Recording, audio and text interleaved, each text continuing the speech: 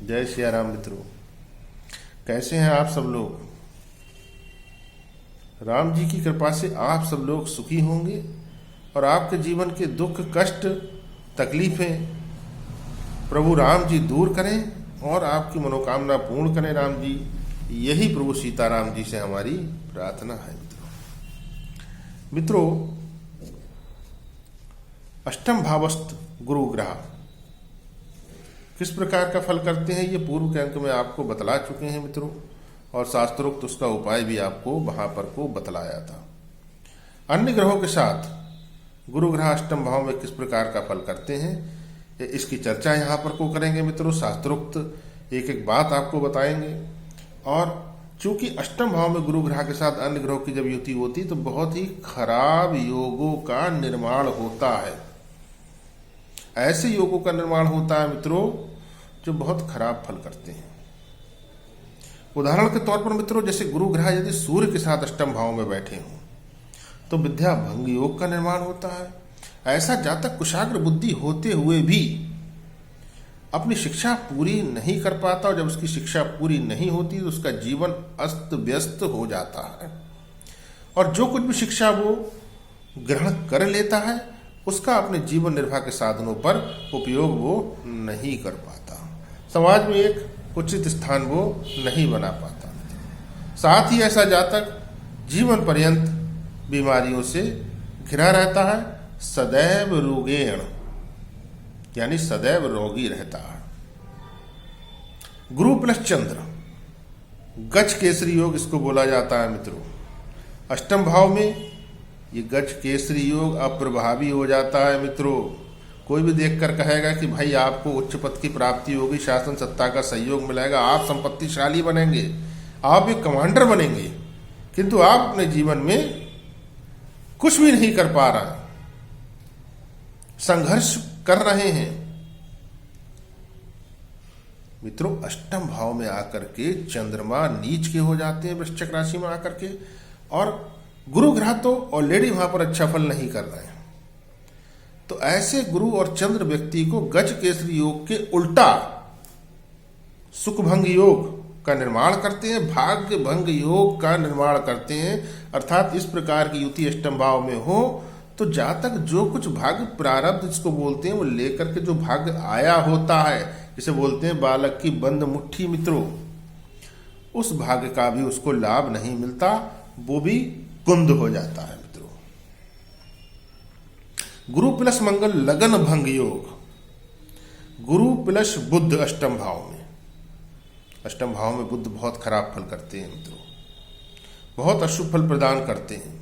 इनका पक्का उपाय बहुत आवश्यक है। चाहे तो यहां मैं आपको गुरु के साथ उनके फल के बारे में बता रहा हूं, अगर वो अकेले भी बैठे हों तो गुरु प्लस बुध यदि बैठे हों तो पराक्रम भंग योग का निर्माण होता है। ऐसा जातक साहस विहीन होता है, उसमें कॉन्फिडेंस की कमी होती है, अपनी बात दूसरों के सामने प्रॉपरली नहीं रख पाता कॉन्फिडेंस के साथ, और जीवन भर अपनी बात सही तरह से ना रख पाने के कारण वो मात खाता है। गुरु प्लस शुक्र अष्टम भाव में शुक्र का फल भी बहुत मंदा गिना गया है मित्रों, बहुत अशुभ गिना गया है, और शुक्र और गुरु वैसे भी एक दूसरे के शत्रु हैं। तो धनहीन योग का निर्माण होता है, और साथ में विलंब विवाह योग का निर्माण होता है, विवाह विच्छेद योग का निर्माण भी होता है यदि कुंडली में गुरु प्लस शुक्र की होती अष्टम भाव में हो। गुरु प्लस शनि लाभ भंग योग का निर्माण करता है। गुरु प्लस राहु जग जाहिर है मित्रों, चंडाल योग जिसको बोलते हैं मित्रों। तो ऐसा जातक धन कमाता है किंतु अनैतिक रूप से वो धन कमाता है, और जब कभी भी उस पर गुरु की दशा चलेगी या राहु की दशा चलेगी तब ऐसा जातक उस कमाए हुए धन का एक बड़ा हिस्सा गवा देता है, और कभी कभी राज्य द्वारा कारावास भी ऐसे जातक को भोगना पड़ जाता है। गुरु प्लस केतु की युति अल्पायु योग वाहन दुर्घटना योग का निर्माण होता है मित्रों, और एक बहुत अनोखे योग के बारे में आपको बतलाते हैं।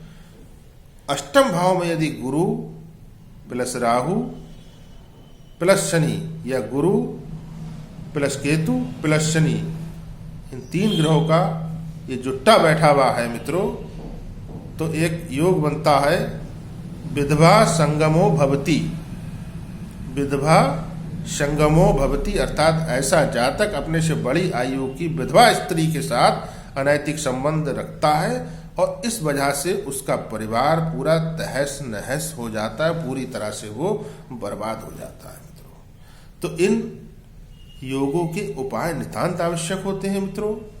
एक योग गुरु प्लस सूर्य का जो है उसका मैं उपाय आपको यहाँ पर को बतलाता हूँ मित्रों। गुरु प्लस सूर्य की युति यदि अष्टम भाव में हो तो ऐसे जातकों को 8 रविवार तक ये उपाय करना है।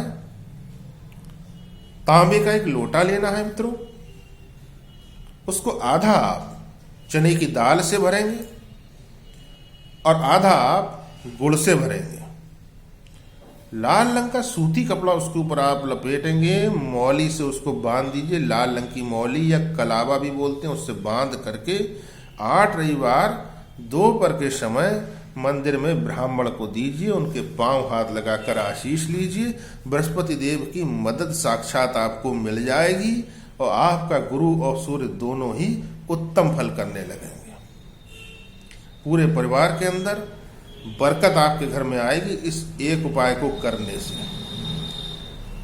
शुक्ल पक्ष के रविवार से प्रारंभ कीजिए और जिस दिन पहला दिन हो, पहला रविवार हो, पहली बार आप ये कर रहे हो, उस दिन आप देख लीजिए पंचांग आदि में कि चौथ, नवमी, चौदह जो हिंदी की तिथियां होती हैं मित्रों, ये रिक्ता तिथियां होती हैं, छिद्रा तिथियां होती हैं। तो इस दिन ये उपाय आरंभ नहीं करना है, अन्य किसी तिथि पर आप ये उपाय प्रारंभ कर सकते हैं। मित्रों, मैं आचार्य आशीष शास्त्री आपकी सेवा में अनवरत तत्पर। मित्रों, वीडियो को लाइक अवश्य कीजिए। चैनल पर पहली बार हो सब्सक्राइब करना ना भूलें। वीडियो को अधिक से अधिक शेयर कर दीजिए और कुछ भी पूछना हो कमेंट बॉक्स में आकर आप पूछ सकते हैं और दिए गए नंबर पर आप संपर्क कर सकते हैं। कोई समस्या है, कुंडली दिखाना है, कुंडली का विश्लेषण करवाना है, प्रॉपर आपको यहाँ से शास्त्रोक्त गाइडलाइन दी जाएगी। जय श्री राम।